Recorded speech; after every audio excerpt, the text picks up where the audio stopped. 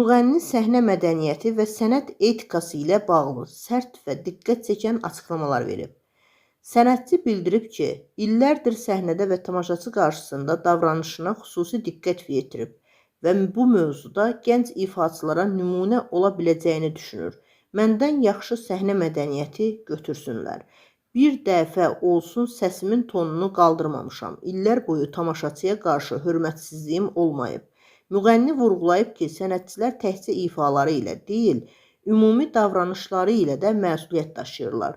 Bu şeyləri məndən nümunə götürsünlər, mahnılarına fikir versinlər, el şənliklərində necə davranmalı olduqlarını bilsinlər.